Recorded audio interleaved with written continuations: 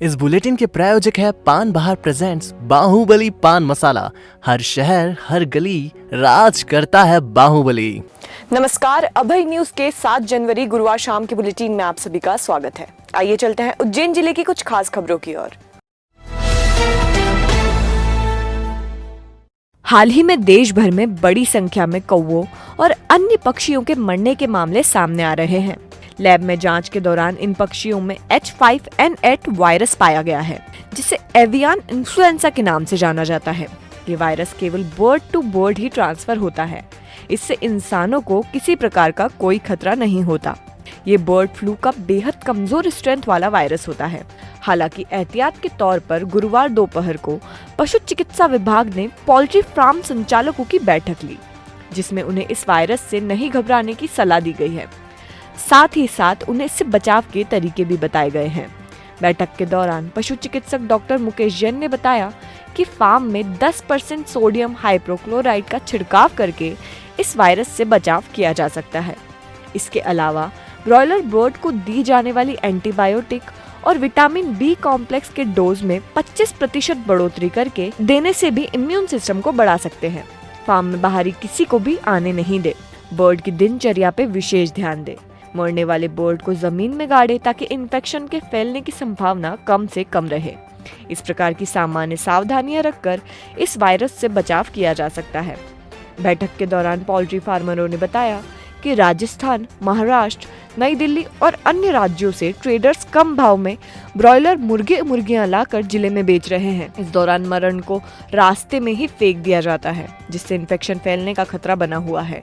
इससे रोक लगाने की मांग की गई है। फार्मर्स ने बताया कि बर्ड फ्लू में फैलाई जा रही भ्रामक जानकारी की वजह से 3 दिन में ही रेट 30 रुपए तक कम हो गए हैं। ऐसे में फार्मर्स को बेहद नुकसान हो रहा है। इसके लिए शासन को इस और सकारात्मक कदम उठाने चाहिए। देश में कोरोना वैक्सीन लगाए जाने की तैयारियां शुरू हो गई है। जिले में कोवैक्सीन के पहले चरण में स्वास्थ्य विभाग के 1,25,000 कर्मचारियों को टीका लगाया जाएगा, जिसे लगाने के लिए शुक्रवार को जिले के 3 सेंटर में ड्राई रन यानी प्री बोर्ड एग्जामिनेशन किया जाएगा। तराना के सामुदायिक स्वास्थ्य केंद्र, सुदामा नगर स्थित BSC नर्सिंग होम और पुष्पा मिशन हॉस्पिटल में स्वास्थ्य विभाग सुबह 9 बजे से ड्राई रन करेगा। हर सेंटर पर 25 से 30 स्वास्थ्य कर्मचारी वैक्सीन लगाने और लगवाने की प्रक्रिया से रूबरू होंगे। इस दौरान वैक्सीनेशन की प्रक्रिया में आने वाली खामियों पर भी चर्चा की जाएगी, जिन्हें अगले ड्राई रन में सुधारा जाएगा। झिंझरकांड के आरोपी और बर्खास्त पुलिसकर्मी सुदेश खोड़े की बुधवार गुरुवार देर रात को भैरूगढ़ जेल में मौत हो गई है। तबीयत बिगड़ने की सूचना पर उसे जिला अस्पताल लाया गया था, जहां मौजूद चिकित्सकों ने उसे मृत घोषित कर दिया था। आशंका जताई जा रही है कि हार्ट अटैक की वजह से उसकी मौत हुई है। शव का PM कराने के बाद परिजनों को सौंप दिया गया है। करीब 3.5 महीने पहले हुए बहुचर्चित झिंझरकांड में सुदेश खोड़े आरोपी था। जहरीली शराब पीने से 18 मजदूरों की मौत हो गई थी। घटना के वक्त सुदेश महाकाल थाने में पदस्थ था। सुदेश और खाराकुआ थाने के 2 आरक्षकों की मिलीभगत से जहरीली शराब बनाई और बेची जा रही थी। केस के बाद से ही वो फरार चल रहा था। हाल ही में उसने गिरफ्तारी दी थी। जेल सूत्रों के मुताबिक भैरूगढ़ जेल में जाने के बाद से ही वो मानसिक तौर पर टूट गया था। वो किसी से बात नहीं करता था और दिन भर आंसू बहाता रहता था। बुधवार रात 2:30 बजे अचानक उसकी तबीयत बिगड़ी और वो बेसुध होकर गिर पड़ा, जिसके बाद उसने अंतिम सांस ली।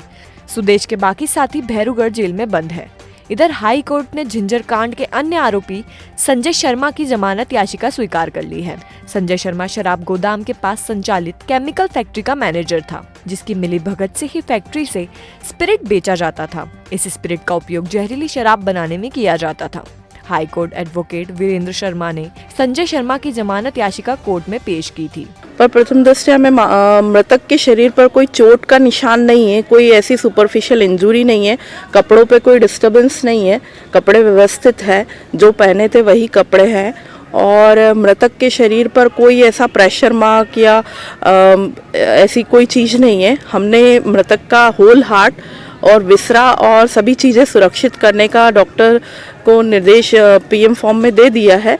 उसके उपरांत पीएम किया जाएगा। उसके उपरांत जब जांच की जो भी हम फॉरेंसिक लैब भेजेंगे, उसकी जो भी रिपोर्ट आएगी वो उससे अवगत करा दिया जाएगा। कृषि बिल के विरोध में खाचरोद में ब्लॉक कांग्रेस कमेटी ने विरोध प्रदर्शन किया। इस दौरान नागदा खाचरोद विधायक दिलीप गुर्जर ने केंद्र सरकार पर आरोप लगाते हुए कहा कि केंद्र सरकार इतनी ठंड में विरोध प्रदर्शन कर रहे किसानों की ओर ध्यान नहीं दे रही है। केंद्र सरकार का ध्यान केवल देश के पूंजीपतियों को फायदा पहुंचाने पर है। कृषि बिल लागू होने से किसानों के हाथ पूरी तरह से कट जाएंगे। वे इंटीग्रेशन में खेती करने के लिए मजबूर हो जाएंगे और फिर अपनी ही जमीन पर मजदूर बनकर कंपनियों के लिए काम करेंगे। कर देंगे तो आपको सस्ते में देना इसको, इस प्रकार से पूरा एक षड्यंत्र आप लोगों के खिलाफ चलेगा। ये मंडियां नहीं रहेगी। 11 जनवरी को कालिदास अकादमी में आयोजित होने वाले ठहाका सम्मेलन में अंग्रेजों के जमाने के जेलर यानी असरानी आम जन को गुदगुदाएंगे। बॉलीवुड के जाने माने हास्य अभिनेता असरानी 21वें ठहाका सम्मेलन में विशेष अतिथि रहेंगे। इसके साथ ही सम्मेलन में लॉफ्टर चैंपियन अंकित सिसोदिया भी अपनी मिमिक्री से हंसाएंगे। इस बार ठहाका सम्मेलन में कवि सम्मेलन भी आयोजित किया गया है, जिसमें मालवा के प्रसिद्ध कवि जॉनी बैरागी, शहर के जाने माने कवि अशोक भाटी, नरेंद्र सिंह अकेला, दिल्ली की नमिता नमन, मांडव के धीरज शर्मा, देवास के कुलदीप रंगीला, भोपाल की साबिया असर सहित अन्य कविता सुनाएंगे। कोविड-19 के चलते हमने प्रयास किया, क्योंकि 50% यानी कि आधी क्षमता का ऐसा हमें आदेश है प्रशासन का कि जितनी भी परिसर में क्षमता है उससे 50% की क्षमता की ही हम व्यवस्था करें बैठक की। और बाकी जो लोग हैं उनके लिए हमने सीधा प्रसारण जितने भी स्थानीय चैनल है और हमारा यूट्यूब चैनल है ऑफिशियल ठहाका सम्मेलन के नाम से, और हमारा फेसबुक अकाउंट है ठहाका सम्मेलन के नाम से, उन सब पर लाइव प्रसारण सीधा प्रसारण होगा। तो मेरा तो प्रयास है कि आप लोग सब आइए, जितने लोग मुझे सुन पा रहे हैं, जितने लोग उज्जैन आ पाए मंच पर प्रत्यक्ष रूप से इस आयोजन को देखिए, और जो लोग नहीं आ पाए वो अपने घरों में बैठ करके अपने मोबाइल पर, अपने टीवी पर इस पूरे आयोजन का आनंद उठाएं। उज्जैन उत्तर के विधायक पारस जैन ने सीएम शिवराज सिंह चौहान को पत्र लिखा है, जिसमें मांग की गई है कि 60 वर्ष से अधिक उम्र के सभी वृद्ध जनों को पेंशन दी जाए। वर्तमान में सरकार गरीबी रेखा से नीचे जीवन यापन करने वाले बुजुर्गों को पेंशन मुहैया करवा रही है, लेकिन उन लोगों को भी पेंशन की बेहद आवश्यकता है जो गरीबी रेखा की श्रेणी में नहीं आते। इसलिए बुजुर्गों के मामले में सरकार को श्रेणी खत्म कर सभी को एक जैसी पेंशन की व्यवस्था करनी चाहिए। पहले प्रदेश के मुख्यमंत्री जी और देश के प्रधानमंत्री जी दोनों को मैंने एक एक पत्र लिखा था कि जो विधवा हो जाती है महिलाएं, उनको बीपीएल के कार्ड की आवश्यकता थी, लेकिन मध्य प्रदेश सरकार ने पहले चुनाव के पहले उसको तो समाप्त कर दिया। और उसी के साथ मैंने एक और लेटर लिखा था कि जो 60 साल से ऊपर है, जिन लोगों को वास्तविक में सामाजिक सुरक्षा पेंशन मिलना चाहिए और उनके लिए बीपीएल की आवश्यकता है। मैं केंद्र सरकार से भी मांग करता हूं, मध्य प्रदेश सरकार के मुखिया से भी मांग करता हूं कि वो केंद्र सरकार में बातचीत कर जो बीपीएल की आवश्यकता उसको समाप्त करें, तो 60 साल से ऊपर वाले जो व्यक्ति हैं पूरे मध्य प्रदेश और देश में, उनको कम से कम पेंशन मिलेगी। जिसकी 60 साल की उम्र हो जाती है, वास्तविक में पेंशन की आवश्यकता उसको ही होती है, लेकिन बीपीएल के कार्ड न होने के कारण उनको वो सुविधा नहीं मिल पाती है। इसलिए मेरा निवेदन है कि ये समाप्त की जाए, तो जिससे 60 साल के ऊपर वालों को सबको पेंशन मिलने लग जाए, तो वो गरीब लोगों को भी इसमें राहत मिलेगी। शानदार दावत, जानदार मेहमान नवाजी, स्वादिष्ट भोजन, तीनों का संगम चाहिए तो चले आइए king club family restaurant. Wifi, stage, music और साउंड भी उपलब्ध है यहाँ। घर से बाहर घर सा माहौल।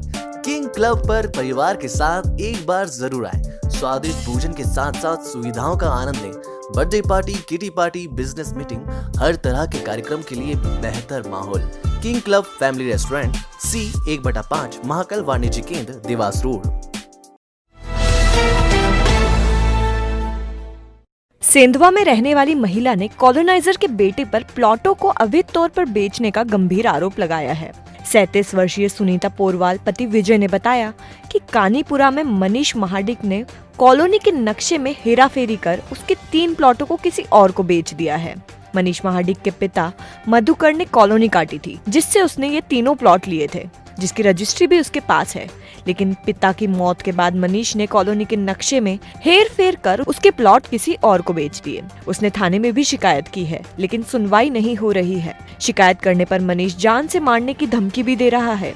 महिला ने चेतावनी दी है कि यदि शासन ने कोई कार्रवाई नहीं की तो वो 14 जनवरी को दोनों बच्चों के साथ सीएम हाउस के सामने आत्महत्या कर लेगी। हम उस पे गए, ये करते करते वो 11 साल हो गए। हमने नामांतरण के लिए भी खूब प्रयास किया, लेकिन नामांतरण नहीं हो पाया। क्यों नहीं हो पाया? क्योंकि वो नामांतरण देने के बाद हमें मौके पर उनसे पोजीशन मिलना था। वो कैसे मिलता? क्योंकि 23 अक्टूबर को हमारी रजिस्ट्री हुई, उसके अभी 6 मंथ उनने नेक्स्ट बंदे को रजिस्ट्री कर दी, और वो थी परियाणी जी, आंजना जी, ठीक है ना, कावड़िया जी, उनको रजिस्ट्री कर दी गई, जहाँ आज हो गया है तिरुपति धाम। हमारी किसी से कोई लड़ाई नहीं है, पर हमको इतना बता दी कि जब मैंने अपने पैसे देकर रजिस्ट्री करवाई और आप लोगों को स्टाम्प शुल्क पे किया राजस्व डिपार्टमेंट को 46,500, तो क्या वो 46,500 को मैंने ऐसी रद्दी के लिए दिया था? क्या मेरी रजिस्ट्री का कोई औचित्य नहीं है आप सभी की निगाह में? हमने क्यों विभाग बनाया? गवर्नमेंट ने, शासन ने विभाग क्यों बनाया? पिछले महीने हुई लूट के 2 मामलों में पुलिस ने 5 आरोपियों को धर दबोचा है। 5 लुटेरों ने बंधन बैंक के कर्मचारी से उन्हेल के पास 12,000 रुपए लूटे थे। इसके साथ ही उन्हेल के पास लगदा पेट्रोल पंप कर्मचारी की आंख में मिर्ची झोंककर 3 लाख रुपए लूटने का प्रयास भी किया था।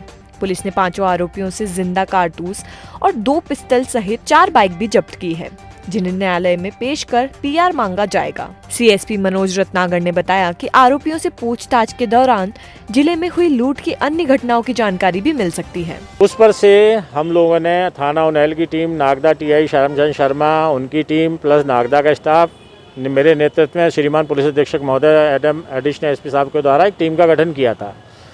उसी तारतम्य में हमारे द्वारा, पूरी टीम के द्वारा दोनों लूटों का, एक तो लूट करने का प्रयास और दूसरी जो लूट हुई थी उनको सरसब्ज कर लिया गया है, ट्रेस कर लिया गया है, जिसमें कि 5 आरोपी गिरफ्तार किए गए हैं। पलसोड़ा के भी हैं, इंगोरिया के भी हैं, चिरौला के भी हैं, नागदा का भी है। इस तरह से और 5400 रुपये और इनसे 4 मोटरसाइकिल और 2 पिस्टल जो यूज़ की गई थी दोनों घटनाओं में, ये बरामद कर लिए गए हैंगे। और भी इनसे पूछताछ की जा रही, क्योंकि और भी घटनाएं मिलने की संभावना है, तो पूछताछ की जाएगी और इनका कल न्यायालय में पेश करके पुलिस रिमांड लिया जाएगा। कहते हैं खुशियां बांटने से बढ़ती है, तो हमने सोचा हम भी अपनी खुशियां बांटें, और बांटे भी क्यों ना। आपके प्यार और विश्वास ने लॉकडाउन जैसे बुरे समय में शुरू हुए अभय न्यूज़ को मात्र कुछ ही महीनों में उज्जैन शहर का ब्रांड बना दिया है। अब रात के 8 बजे सबका एक ही सवाल होता है, भैया अभय न्यूज़ का बुलेटिन आ गया क्या? बड़े बूढ़े हों या बच्चे, भैया हो या भाभी, सभी को बेसब्री से अभय न्यूज़ के बुलेटिन का इंतजार रहता है। तो अब ऐसे में हम उन दर्शकों को कैसे भूल जाएं जिन्होंने ज़्यादा से ज़्यादा शेयर और सहयोग कर हमें यहाँ तक पहुँचाने में अपनी भूमिका निभाई। उनके साथ तो खुशियाँ बांटनी बनती है। ऐसे ही हमारे दर्शक हैं सलमान रहमान, जो पेशे से रेलवे में टिकट निरीक्षक हैं। अभय न्यूज़ की टीम ने उन्हें सरप्राइज गिफ्ट भेंट कर सम्मानित किया। अभय न्यूज़ को लेकर उन्होंने क्या कुछ कहा, यह हम उन्हीं से सुनते हैं। नमस्कार सलमान जी, आप अभय न्यूज़ की टॉप फैन लिस्ट में शामिल हैं। हम आपके लिए एक सरप्राइज गिफ्ट लेके आए हैं। आपको हमारा अभय न्यूज़ बुलेटिन कैसा लगता है, उसके बारे में कुछ जानकारी दें। अभय न्यूज़ उज्जैन का बहुत बेस्ट चैनल है, और यहाँ पर दिन प्रतिदिन कोई भी गतिविधियाँ होती हैं तो टेलीविज़न के मोबाइल द्वारा हमारे को देखने को मिलती है। और अभय न्यूज़ सच की न्यूज़ है, और इसके अलावा 26 तारीख से हमारी खुशी की बात है कि यह चैनल टेलीविज़न पर भी आएगा। अभय न्यूज़ बिल्कुल सच न्यूज़ बताता है, और घर बैठे हमारे को दिन प्रतिदिन जो भी होती है वो हमारे को सुनने को और देखने को मिलती है। आप हमारे दर्शकों के लिए क्या कुछ संदेश देना चाहेंगे? दर्शकों के लिए मैं यही संदेश दूंगा कि अभय न्यूज़ देखिए, यहाँ पर केवल आपको सब सच न्यूज़ देखने को मिलती है। और दिन प्रतिदिन आप कहीं भी हों, मोबाइल द्वारा बैठे बैठे अपने मोबाइल के द्वारा, टेलीविज़न द्वारा अभय न्यूज़ को न्यूज़ सुन सकते हैं कि दिन प्रतिदिन क्या हो रहा है, क्या किस प्रकार की घटना हो रही है, वो हमारे को देखने को और सुनने को मिलती है। यहाँ थे सलमान रहमान जी, जो हमारे न्यूज़ को लगातार लाइक, कमेंट व शेयर करते रहते हैं। आप भी सभी दर्शकों से यहाँ एक संदेश है कि आप भी लोग हमारे न्यूज़ को लगातार लाइक, कमेंट व शेयर करें, ताकि हम लोग भी आपके द्वार पे किसी प्रकार एक सरप्राइज गिफ्ट लेके अवश्य पधारें। खाचरोद में हिंदू जागरण मंच की बैठक आयोजित की गई, जिसमें आगामी 12 जनवरी को स्वामी विवेकानंद जयंती को हिंदू संसद दिवस के तौर पर मनाने का निर्णय लिया गया है। बैठक के दौरान कार्यकारिणी की घोषणा भी की गई है, जिसमें हीरालाल ठंडा को भू संरक्षण प्रमुख, खाचरोद इकाई में मुकेश मंडावली को उपाध्यक्ष, राजेश मेहता को महामंत्री, सुदीप तिवारी को मंत्री और शिवम राठौड़ को प्रचार प्रसार प्रमुख बनाया गया है। संघ के ऐसे आयाम चल रहे हैं जो हिंदू संगठनों के लिए काम करते हैं, गोरक्षा के लिए काम करते हैं, और उसके लिए विश्व हिंदू परिषद का एक गोरक्षा विभाग लगा हुआ है। वो काम समय समय पे उनकी देखरेख और चिंता करता है। खबरें दे दनादन के प्रायोजक है आरके क्लब एवेन्यू। सभी सुख सुविधाओं से लैस, फिर भी आपके बजट में आपका अपना आशियाना। प्रदेश में ड्राई रन को लेकर प्रमुख सचिव ने वीडियो कॉन्फ्रेंसिंग के जरिए सभी जिलों में तैयारियों का जायजा लिया है। कमिश्नर आनंद शर्मा ने संभाग के सभी कलेक्टर्स को सरकारी जमीन पर कॉलोनी काटने वालों के खिलाफ सख्त कार्रवाई करने के लिए निर्देशित किया है। शासकीय स्वशासी धन्वंतरी आयुर्वेद चिकित्सा महाविद्यालय में मधुमेह और वात रक्त रोग पर शोध कार्य प्रारंभ किया गया है। चावल की कालाबाजारी के चलते चिमनगंज थाना पुलिस ने 4 लोगों पर प्रकरण दर्ज किया है। नानाखेड़ा में डाली जा रही ड्रेनेज लाइन में असंतुलित होकर विद्यानगर में रहने वाली युवती रीना राठौड़ घायल हो गई।